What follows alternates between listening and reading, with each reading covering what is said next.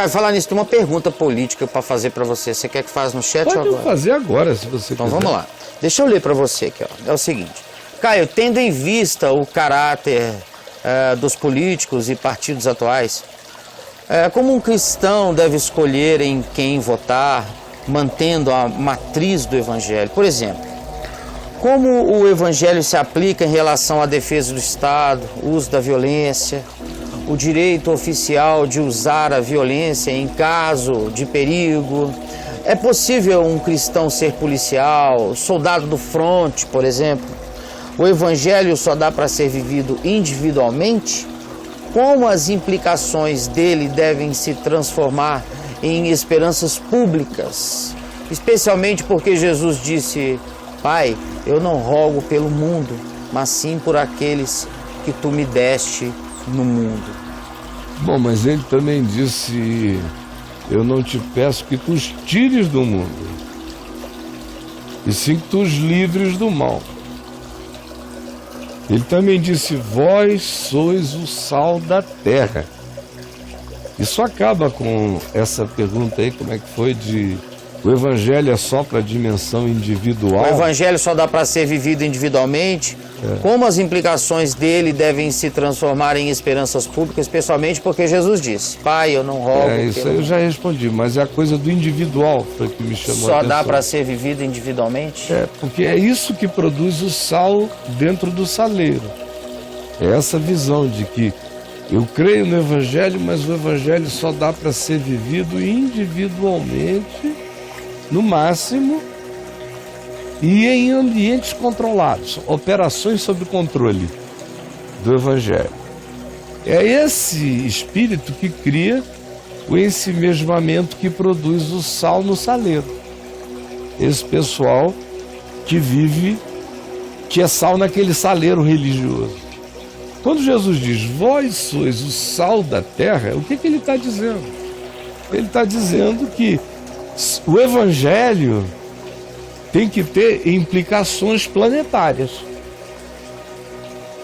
Nas minhas escolhas, não que o planeta vá aderir ao Evangelho, mas eu não aderirei à ideologia planetária, a menos que ela seja coerente com o Evangelho. Sim.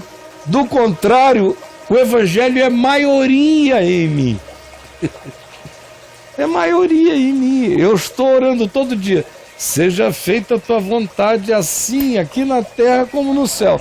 Aí vou e escolho aqui na terra coisas antagônicas ao projeto do céu para a terra. Como é que o Evangelho pode estar habitando em mim? Isso nessa perspectiva. Mas aí você chega, ou alguém chega e pergunta: mas a existência é feita de choques e de embates, não é? O pau está cantando lá na Rocinha hoje, no Rio. Tem crentes subindo ali, fardados, para enfrentar bandidos ou traficantes lá em cima, ou facções. Aquela guerra é totalmente idiota, né? É para tentarem resolver aquilo que é insolúvel, que é a compulsão humana por utilização de drogas. Ninguém jamais resolveu isso na história humana.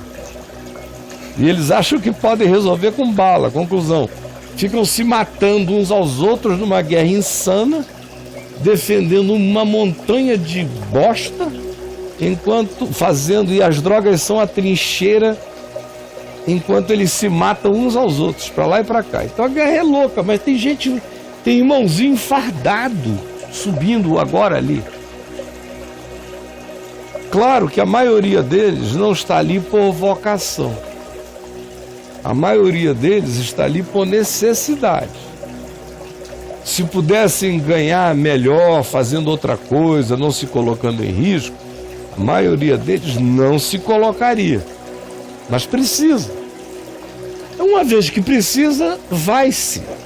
E uma vez que se vai, o cara vai para não morrer também. Claro que no meio daqueles ali Tem muito bandido hoje em dia, e há muito tempo já tem, entre os fardados, que vão com sede da guerra, que vão com sede de sangue. Junto com eles tem cordeiros fardados de policiais militares que vão pela necessidade, ou que vão pela obrigação. Como é que fica isso aí? Quantos policiais já me perguntaram isso? Como é que eu pratico o sermão do monte quando eu estou no fronte? O sermão do fronte. Como é que eu pratico? Ixi, rapaz. Em primeiro lugar, Meu Deus. eu estou falando o que eu sempre disse a eles. Em primeiro lugar, nunca haja de maneira executora. Nunca. Nunca. Mesmo que seja mais arriscado, o seu dever prioritário é conter, prender e levar. Agora, surgindo uma circunstância em que se coloca e se define o seu direito legítimo de defesa no cumprimento daquele dever, não hesite, porque você não está num embate pessoal, não existe uma inimizade. E é difícil pessoas entenderem a diferença. Não existe. Não existe uma inimizade, existe uma circunstância de adversidade letal. Então, cumpra o que seja o seu dever e evite ser alvejado, eliminado no cumprimento desse dever. Mas a sua prioridade precisa ser buscada e praticada, ainda que o seu caso você esteja numa posição mais arriscada, porque quem cumpre a lei contra o sem lei estará sempre numa posição mais arriscada, porque aquele que cumpre a lei deve também praticar o cumprimento da lei sem violação à lei que cumpre. Porque quando você vai e executa, você cumpriu a lei violando a lei. Aí você se torna um fora da lei em nome da lei. Sim. Então, por exemplo, você é um presidente de um país. Eu não estou falando do Trump. Não, porque aquilo ali é outra coisa. Estou falando de um presidente. Ele não entra na categoria de adulto. Não. Um homem adulto, com bom senso, preocupado com o seu país, com a humanidade, não com o seu ego. Sei. Minimamente, o cara pode ser narcisista como seja, mas a nação tem que ser maior do que o ego dele, no mínimo, né? O mundo, a necessidade planetária também. No caso dele, é a América, né? Estados Unidos. Agora, no caso do Trump, tudo é menor do que o Trump. Ele não cabe no mundo, nem no universo, nem em lugar nenhum. Então isso aí, eu não estou falando disso. Eu estou falando de humanidade, de um ser humano com um conjunto de maturidade suficiente para ser presidente de uma potência que tem bombas nucleares e está sendo ameaçada nuclearmente. Não tem previsão neotestamentária para aplicação do Evangelho a esse conjunto de coisas, a essa circunstância. Não tem. Na realidade, o Evangelho jamais fez previsão de que um discípulo de Jesus sentaria num lugar com esse poder de apertar botão para destruir o planeta. No espírito do Evangelho, essa é uma posição que ninguém ora pedindo para si o poder de estar naquele lugar. Embora, na circunstância pós-atômica, no que veio depois da criação da bomba atômica, eu sempre tenha orado de longe, pedindo a Deus que aqueles que se assentem nesses lugares sejam pessoas com o máximo possível de amor à vida. Não a deles mesmos apenas, mas a toda a vida planetária e a toda a criação. Porque uma brincadeira desse tipo de coisa é destruição planetária. Letal. E, no mínimo, desastres de natureza duradoura e de sequelas impensáveis. Meu Deus. Por menor que seja o embate. Pois bem, mas ponha-se lá. Você está lá, chegou lá, você é uma pessoa que tem essa consciência. Como é que você faz para lidar com o Kim Jong-un da vida? O Evangelho tem uma sabedoria para esse lugar? Claro que tem. A sabedoria é de levar e praticar todos os possíveis meios dialogais, diplomáticos, relacionais, direta e indiretamente na perspectiva de dificultar, diminuir ou paralisar aquela situação. Em não sendo possível, aí você começa a trabalhar naquela ética hierárquica que vai do... Você já está trabalhando, que vai do ruim para o tenebroso. As escolhas têm que ser dali.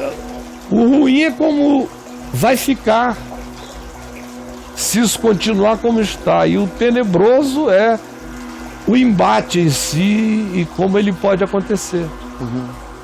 Agora, se tiver que acontecer, uma coisa dessa tem que ser apenas de natureza simbólica para impedir o peso da hecatombe global que poderia advir dali.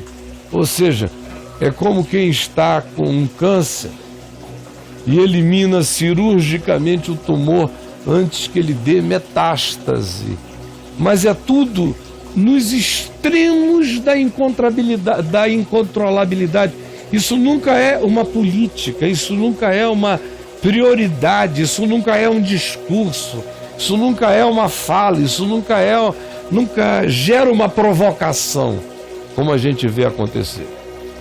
Fire and fury, like the world has never been seen before. Não dá.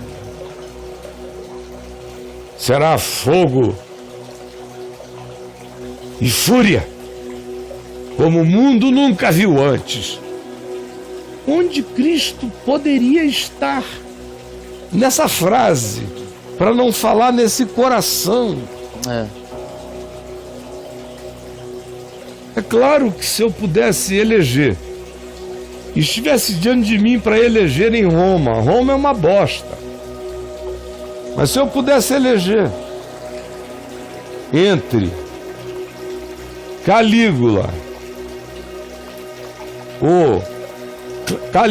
Cláudio, Nero, e vamos supor, trazendo para perto de Nero no tempo, Marco Aurélio, eu votaria em Marco Aurélio se o regime fosse democrático. Ele era maravilhoso? Não, mas dentre os imperadores romanos era disparado aquele que foi o mais humano de todos. Mesmo não sendo tanto, né? Não, mesmo não sendo tanto. Mas na comparativa... Ou você vê um Cláudio, Calígula, Cláudio e Nero. Vamos supor que eles fossem 3 candidatos. Tá. Eu tinha que votar. Era obrigado a votar. Eu não teria nem o direito de não votar, porque não adiantaria nada. Teria que escolher. Sinceramente, entre esses 3 demônios políticos, eu escolheria o mais fraco, que era para cair mais rápido, fazendo menos mal à coletividade. Eu escolheria o Cláudio. Entendi. Porque Calígula foram 1.400 dias de horror. E Nero foi aquela calamidade louca.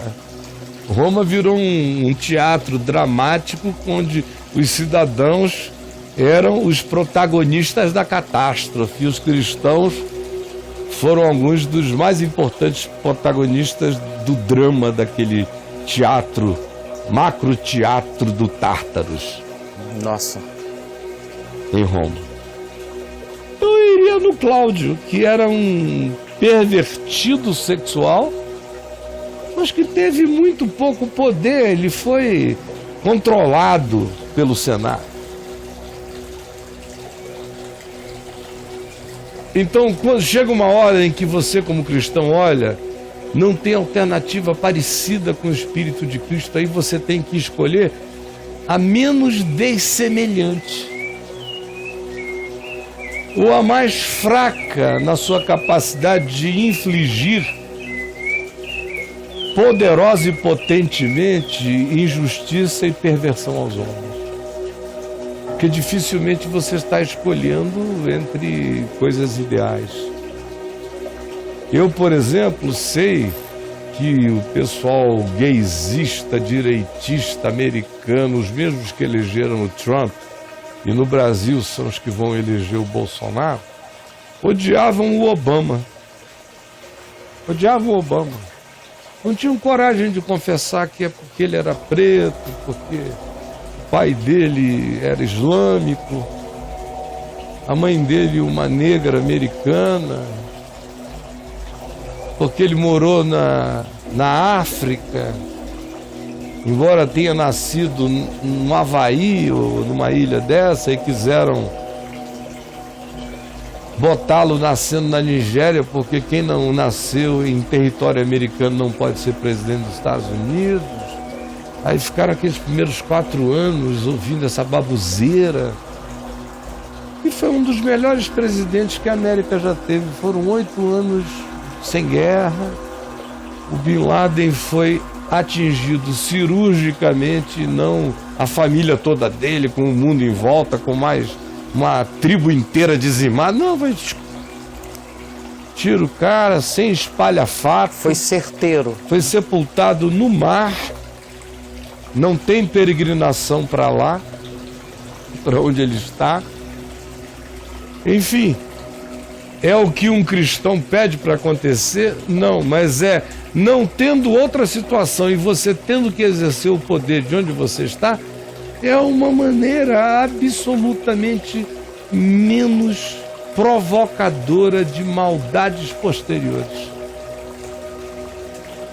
Como, por exemplo, eu sempre disse que o melhor presidente que os Estados Unidos da América tinham tido de tempos modernos para cá, disparadamente, como ser humano, foi o Jimmy Carter, que não conseguiu se reeleger. Ele foi presidente no tempo do problema do sequestro dos americanos na embaixada no Irã. Foram aqueles 3 anos horrorosos. E a queda da Pérsia que virou Irã, a subida dos ayatolás, a República Islâmica, conflito, guerra Irã, aquela confusão toda. Ele se desgastou enormemente. Um cara com uma visão bonita de sustentabilidade, de ecologia, de humanidade, direitos humanos, de relacionalidade. Hoje, quase 40 anos depois, 30 e tantos anos depois, é unânime no planeta esse fato, de que o Jimmy Carter foi o melhor presidente que os Estados Unidos produziram em muitos anos. Provavelmente até hoje. Daqui a um tempo, se o Obama não fizer nenhuma loucura, será ele. Porque a história não consegue esquecer os Hitlers nem os loucos. Mas ela não vai adiante por causa deles. Ela vai adiante por causa desses outros que conseguiram exercer poder praticando o Evangelho como humanidade no exercício do poder. E com humanidade no exercício do poder. Então, aqui no Brasil, por exemplo, os cristãos estão todos fazendo, a maioria, uma escolha totalmente desumana no que diz respeito a elegerem alguém por exercício do poder. Uma pessoa cheia de preconceitos, de fobias, de raivas, de ódios, de arbitrariedades, cuja ênfase é total na violência, mas eles não conseguem perceber a diferença. Foi uma loucura, um surto que bateu, e eles não veem que se aquele indivíduo que até batizar-se já batizou-se num batismo teatral, tivesse de fato se convertido ao Evangelho, ele não diria o que diz, não proporia o que propõe e não seria como continuou a ser todos esses anos. Mas os cristãos estão embarcando nessa. Isso significa que, honestamente, não entenderam o Evangelho. E não entenderam a implicação do Evangelho no todo da vida. Especialmente nesses ambientes onde eu não vou encontrar o Evangelho em plenitude. Então, o que é que eu tenho que buscar ali? Um mínimo de humanidade, porque o Evangelho é do Filho do Homem. Portanto, aonde quer que haja humanidade, há uma marca de Cristo. Isso os cristãos não conseguiram entender. Eles preferem pensar que a marca de Cristo habita algum conceito moral do que o conceito de humanidade essencial na prática de alguma política pública. Interessante que nos anos 80, 70 as pessoas entendiam isso com mais rapidez. Hoje você fala e não consegue entender, porque as mentes e os corações ficaram muito gelados. E Jesus se transformou apenas num projeto existencial particularizado, que não nos dá um olhar que me diga da seguinte maneira: bom, eu vivo profissionalmente assim, e no exercício da minha profissão, as implicações do Evangelho, embora eu não tenha possibilidade de ver tudo o que eu desejo, creio e ambiciono em prática, mas eu buscarei ser sal nessa terra, mesmo que seja hoje, como policial fardado subindo a Rocinha. Aí o indivíduo vai buscar praticar aquilo que eu tenho dito a muitos deles, dando um exemplo pequeno. Agora, cada um vai ter que aprender quais são as implicações do Espírito de Cristo no ambiente que vive, no ambiente que frequenta, naquilo que realiza. Já era para termos aprendido, né?